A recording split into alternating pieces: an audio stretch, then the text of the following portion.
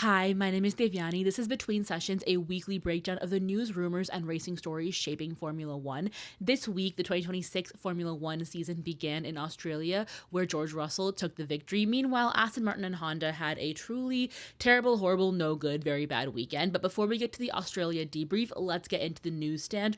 Auto Racer Italy is reporting that Ferrari's Macarena wing, the one that's like spinning and rotating, that one is being shipped to China, and I, for one, am excited to see how it'll really perform in a competitive session. Obviously, we've seen it in testing, but I really can't wait to see how it impacts things. Number 2, Max Verstappen. It has been announced that he will be participating in the 24 hours of Nürburgring, which is something that's been on his bucket list for a long time. He'll be doing it in a Mercedes AMG, and I'm happy for him. He gets to trade out the artificial F1 racing for some good old-fashioned endurance for a little bit at least. Number 3, The Telegraph is reporting that Toto Wolff is trying to, or making a bid on the 24% stake in Alpine that Otro Capital currently own, and that would put him in direct competition with the bid that's being led by Red Bull's former team principal, Christian Horner. Let's get into tea time. This is more rumor-based, paddock gossip, that kind of thing. So there's been a lot of discourse about a mole or rat amongst the F1 drivers who is kind of taking private information and disseminating it to the press, and that kind of came to a head this weekend. So on Friday, as per usual, the drivers had their drivers briefing, although this time in Australia, it was a forum for the drivers to air out their concerns, whether it was regarding safety or the new sporting regulations, the cars, all that kind of stuff, right? With the strict understanding that it wouldn't leave that room, that it would remain private, whatever they discussed, right? The next morning, Nicholas Tompassi, the head of the FIA single-seater head, he has this news conference where he's announcing that the straight mode section, the curve from turn 8 to turn 9, that's going to be removed as per some of the concerns that the drivers had talked about the night before, because they felt that it was unsafe because there was a lack of grip there. So they're saying they're removing that straight mode section. The teams are pissed because now they have to make changes on their cars that they weren't prepared to do. It's causing a lot of issues right before FP3. The teams are pushing back. Some of the drivers are pushing back too. And so the FIA puts out a written statement saying they're rescinding their previous declaration to remove that straight mode. So the straight mode stays. But it's the aftermath of that, because there's a lot of talk, there's rumors about Gabriel Bortoleto being the one who pushed for that removal of that straight mode section. And Bortoleto, when he was asked about it, he said he was just the one who brought it up, that he felt that there was little grip there and that it could be a safety concern. But when other drivers were asked about it, they were kind of like, how do you know this? Why do you know this? Max Verstappen was not happy that people were taking the stuff that they were speaking about privately in their driver's briefing and putting it out to the press. He was like, how do you know that? You're not supposed to know that. Alex Albon was like, clearly we have a leak amongst us. And even Lando Norris was like, wait, you're not supposed to know that. So clearly there was an issue. And there was a lot of speculation on social media that it was George Russell or that it was Fernando Alonso, usual stirrer-uppers or chaos causers, what have you. But it ended up being the FIA themselves, who they were the ones who said that it was Gabriel Bortoleto who brought this change up. They were the ones who were kind of putting out this information. Now for our Australian GP debrief, I want to go from Media Day to Friday free practice, to Saturday, to Sunday. So it'll be in chronological order. So feel free to skip around if you don't care about what happened before the race. So the main discussion point on Thursday for Media Day and afterwards really was Aston Martin and their, I guess, lack of competence coming into this, because on Thursday, Adrian Newey sits down in front of, the written journalist and everybody, and he starts talking about how the drivers might not be able to finish the race distance because there are serious chassis vibrations, and those vibrations are causing things like the mirrors to fall off or the tail lights to fall off, which sounds silly, but That's pretty serious, okay? And he's saying that most of the vibrations are going to be transmitted directly to the drivers and their fingertips, right? And so because of how long you're there, after 25 minutes, it can get numb, yada, yada, yada. So he says that Fernando Alonso is saying that he can't do any more than 25 laps. Mind you, the Australian Grand Prix is what, 57 laps, 58 laps? And Lance Stroll is saying that he can only do 15. And when asked what it feels like, Lance Stroll is saying it feels like getting electrocuted. Like, talk about suffering for your craft. Electrocution? Anyway, but then Fernando Alonso comes around and he says, well, it's not painful and it's not difficult for me to control the car, which to me sounds like a line that nobody talks about how unsafe this is for themselves and for the other cars on track. But he's like, yeah, it's not a problem. I can control my car. And he says, and I quote, he says, if I were in a position to win races or fight for podiums, I could sit in that car for 3 hours. So clearly it's just not worth it, which again is fair. So that's one aspect, right? And reminder, they already came late to the Barcelona shakedown. They already didn't get that many laps at any of the other official testing, right? Like it's already off to a bad start. But then it gets worse. Get this.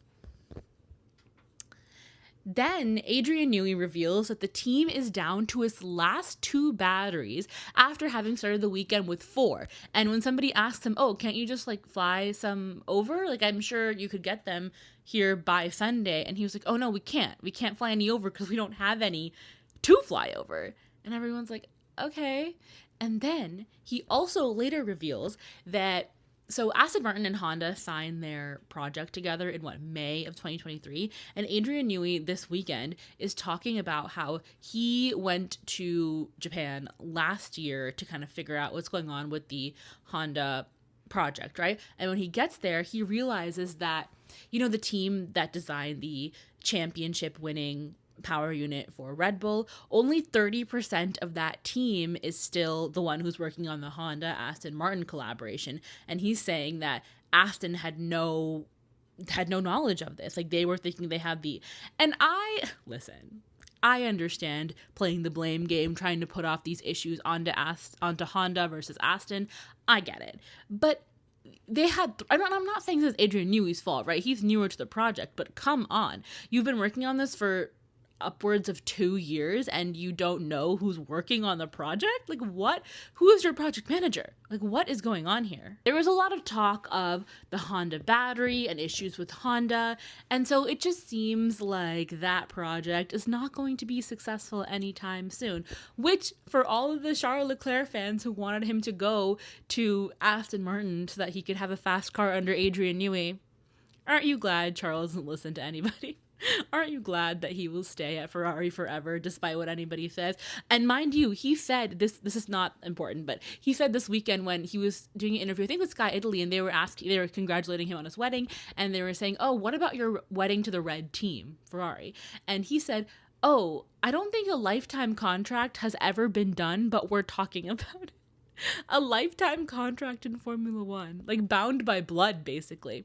Anyway, that was most of media day. The other stuff was just the drivers complaining about the cars, which is the usual thing, which I think the FIA are going to start taking more seriously, especially when it affects the racing product. Well, we'll get to this weekend. But anyway, so that's Thursday. That's over and done with. Then we get to Friday, which is FP1 and FP2. And let me see if there's anything important.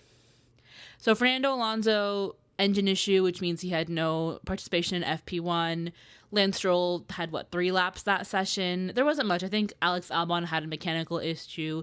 Sergio Perez had an issue as well. In free practice 2, Max Verstappen had to be wheeled back into his garage. We had a little incident between George Russell and Franco Colapinto in the pit lane. Again, I think there's nothing that big.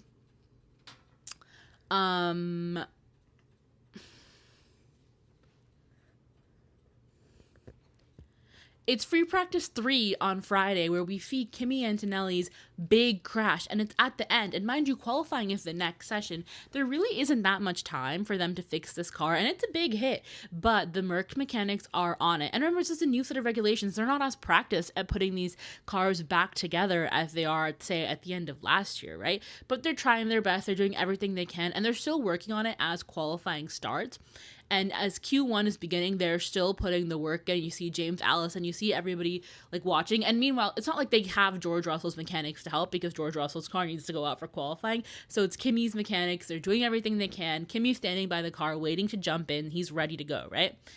And they're watching Q1 happen. They're working as fast as they can. And then boom, Max Verstappen crashes out of qualifying, which is something that we rarely see, right? We don't really see Max Verstappen make mistakes like that. And this crash did not seem like a driver error, right?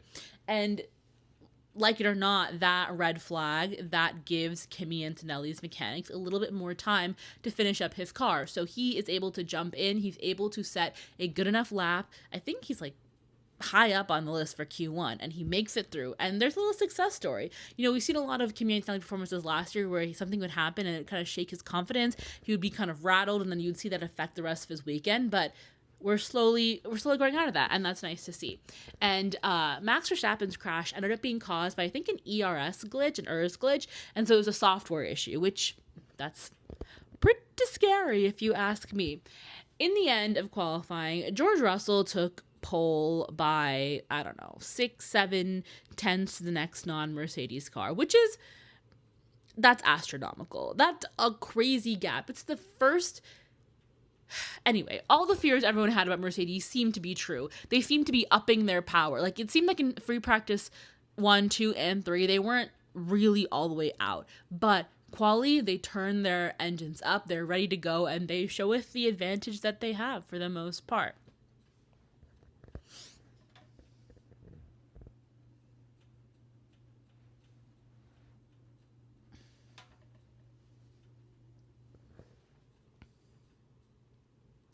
Another side effect of Kimi Antonelli's mechanics putting his car together really, really fast was that they left a fan, the cooling fan, attached to the car, and when Kimi went out, it fell off the car, obviously, and then it was just one of them was laying on the track, and Lando Norris happened to just boom right over it.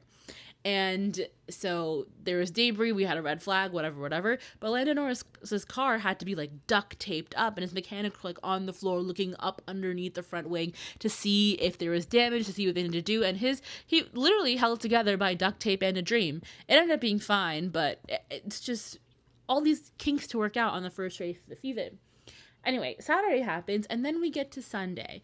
We have Oscar Piastri, home race king, in his hometown. He is, getting questioned at the driver parade. He's taking pictures in front of his own grandstand. It's looking lovely, okay? And as the drivers do, they come out of their garages, they do the installation lap, so the lap to the grid. Not even the formation lap. It's like they're going to put the cars on the grid walks are going to happen, whatever. On the lap to the grid, Oscar Piastri crashes out. He's in the wall. I was watching the Sky pre-race show, and they were talking about some whatever, and then they were showing the installation lap on a little box next to the main box. And I was watching the box. I was watching Crofty and Ted Kravitz talk about something, and I'm watching Oscar crash, and I'm like, what? And for a second, I was like, maybe they're playing last year's like slide onto the grass, like what's going on here, I don't know. But then I was like, no, this is now.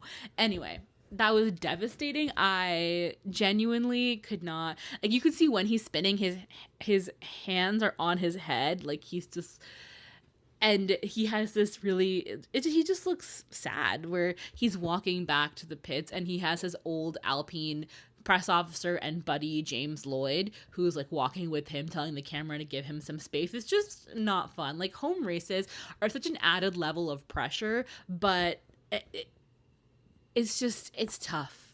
It's tough. Anyway, so that happens, and then we do the grid walk, we do the national anthem, we're doing the formation lap, the cars are ready to go, and we see the 5 lights go out, and we're finally going to see what the start looks like.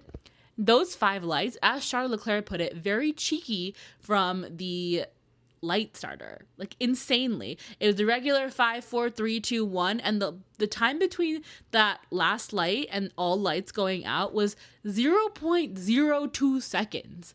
That's really short. It's much shorter than usual. I remember last year Sky or F1 TV did a segment on the lady who starts the lights. I think her name is Rebecca Lee, maybe. And I remember because she's like the director of operations, and then she also does the starting of the light. And technically, like, there's nothing wrong with it being that fast. It's kind of up to her discretion. There's no rule about there used to be a rule that it should be between X amount of seconds, but I don't think that rule is still in place. Like, that's from 2018 or 2019. So it's fine. I was really shocked that it was so quick. And I do think that's why a couple of people had rougher starts. Obviously, that's not like they should be more prepared, but there was that. And so at the start, we knew that the Ferraris have that smaller turbo, and so they're going to get better starts. And we saw it because Charles Leclerc at the start took George Russell's lead, and it was very nice to see. It's fun to see, like, racing, you know? And within those first 8 laps, I think George and Charles changed the lead, 4 times. And at first I was hopped up on it. I was like, yes, racing is back. I love this. The regulations are great. The drivers don't know anything. Like, for the first 10 laps. And then I was kind of like, when I saw the amount of overtakes that were happening, I was like, are these really overtakes, or are these just battery, like, and I struggle with this conversation about artificial, and I know all the drivers hate it, and I totally understand that, and obviously, like, they're the ones who have to drive it, but philosophically, I think about it like this. When DRS was introduced in 2011, everybody called that artificial, and I'm not saying DRS and what we have now are the same thing at all, really. There's a lot, it's really just the 50-50 split of the, electrical energy. That's the issue. But anyway, I was thinking about how there was so much pushback towards DRS, and, the older drivers saying this is fake racing, this is artificial, this is gimmicky, because sure, maybe pre-2011 there were less overtakes, but the ones that happened, the driver earned them because they had to wait and they had to plan and they had to the late breakers and all this stuff. So I was struggling throughout this race because I couldn't tell if I was just excited because racing is back and I was just missed it, or if I actually enjoyed the racing. And I liked seeing the drivers battle and follow closely, but after a certain point, it's like, how much of this is an overtake and how much of this is just somebody has a battery advantage, right? And it's just a different form of racing. I understand that, and it'll take some getting used to, or I guess they'll change it, which is already a conversation in the works. I was hopped up on it at first, and I was like, this is the greatest thing. The drivers don't know what they're talking about. And then after 20 minutes, I was kind of like, you know what? Maybe they're right. Maybe the drivers know what they're talking about. The other thing everyone was talking about was Franco Colapinto's lightning fast reflexes to avoid a slow starting Liam Lawson. And every angle I see of this, it gets even crazier. The main thing here was that we had multiple virtual safety cars, and some drivers were electing to pit and some weren't. The strategies, I thought they were relatively okay. I was just bamboozled at Ferrari. And again, sometimes I'm quick to judge Ferrari's strategy, but I was like, you should have at least pit one of them. You should have at least split the strategy to see what would have happened. Anyway, we also had some good old-fashioned Liam Lawson and Sergio Perez beef on track, and they were battling, and at one point Checo on the radio was like, what's up with this guy, or what's wrong with this guy? And then later on Liam Lawson was like, this guy fucking sucks. And I just think it's so funny and random that they always clash on track no matter where they are. And this beef started in like 2024 Mexico, right? It's so, I always am waiting for when, like, I remember we had a year off, obviously, but I feel like it's just going to happen every time. I think so. Aston Martin was doing something weird where Fernando Alonso was retiring in the car, and then he was going back out, and then they were retiring again. I stopped keeping up at some point. Lewis Hamilton and his race engineer, I found their exchanges to be more decisive than last year with Riccardo Adami. Lewis was there was no hesitation, no like tentativeness over the radio. He was very clear. He said, don't box me now, my tires are fine, like one of us is going to get screwed over if we double stack, like don't do this. He was very clear with what he wanted, and it's just refreshing to see that Lewis Hamilton back, whereas I think last year there's a bit of the hesitancy, the tentativeness with Riccardo Adami. I'm glad to see that gone. Charles had a great race. It's just I don't think they were fast enough, and even with if they had pitted under the virtual safety car, and even if they have pitted, I don't know that they would have gotten ahead of the Mercedes, is my thing. Like, maybe this is why I think they should have split the strategies, but that opens up a whole new can of worms. After Oscar Piastri's crash on the installation lap, we didn't hear much from Lando Norris. He did a good job defending against Max Verstappen when he was coming up against him, but that McLaren's just not what it was last year, It's a different year. It's a new regulation set. And George Russell was it felt like he was safe the whole time. It kind of felt like he would eventually get Charles. Kimi lost a couple places at the start, Kimi Antonelli did, but he eventually managed to work his way back up. So if it stays like this, I think we're in for a nice little season of good old-fashioned Mercedes domination. And in the aftermath of the race, Liam Lawson said to some of the outlets, saying, like, it's been 2 years and he's still not over it. He's fighting me for P16 like he's fighting for a world championship. To which I'm like, I think it's just... And Checo said afterwards, like, I was just racing him for a bit of fun. It doesn't matter to me. Which I'm kind of like, if you're in a Cadillac, if you're in an Aston Martin, you gotta find the joy somewhere, whether it's racing for P17 or P21. Like, they're race car drivers are race car drivers. You're gonna race no matter where you are, I think one of my favorite performances from this race was Arvid Lindblad, just because he was very cool under pressure. He was fighting, not like a rookie, in the sense that he was elbows out for everybody. There was at one point where Max Verstappen seemed to be a little upset that Arvid brake checked him into the pit lane, but I think it was just Arvid being cautious because he had a little bit of a scary moment the day before in quali with Bortoleto and Lawson in the pit lane.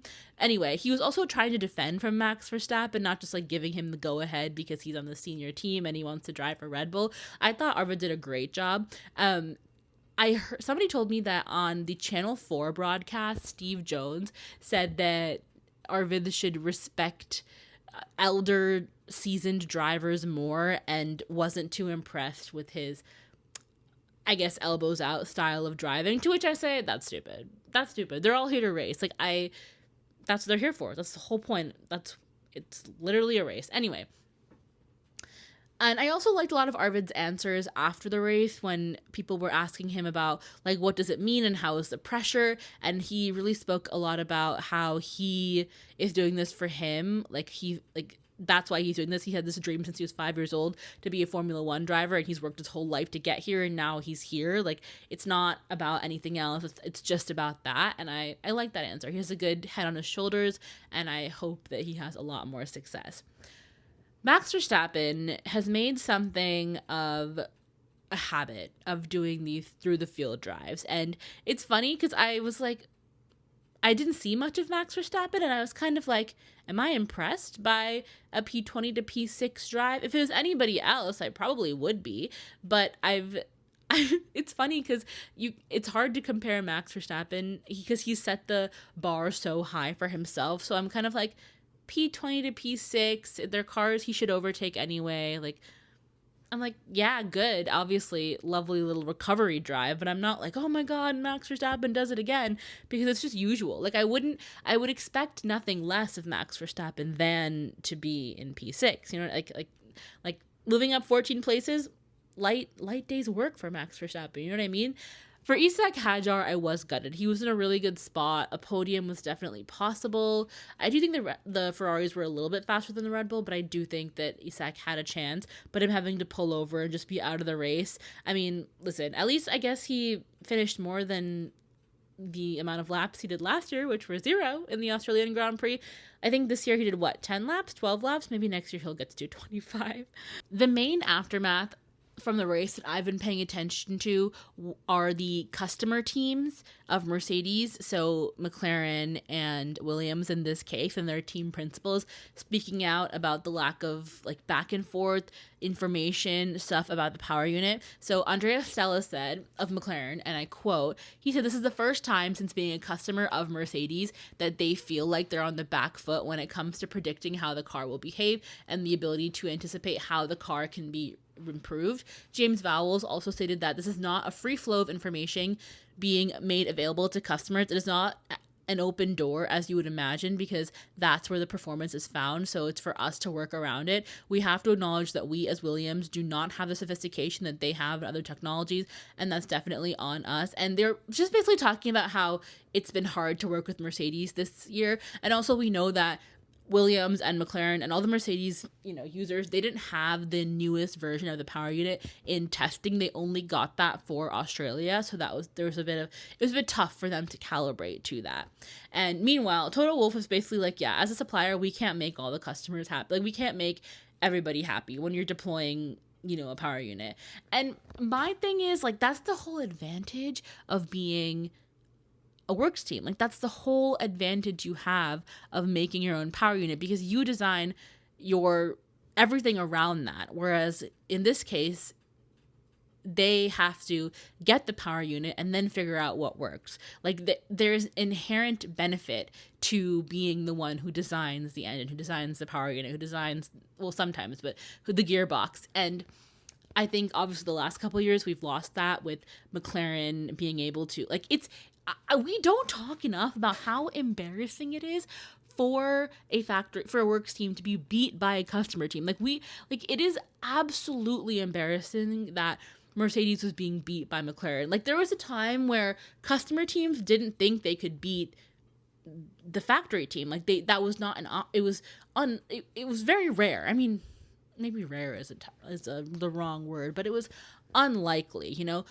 McLaren didn't really believe that they could beat teams that they were. Obviously, the whole Mercedes, that's a different story. We don't have to get into the Mercedes brawn. Should Ron Dennis and Martin Whitmarsh have allowed should they have allowed Braun to use Mercedes and then Mercedes to turn into Mercedes? Like, there's a whole thing there. Anyway, point being that, well, I don't think anything's going to change. I think it's a possibility that Williams may explore other options for manufacturers in the next regulation change, but we're still a ways away from that.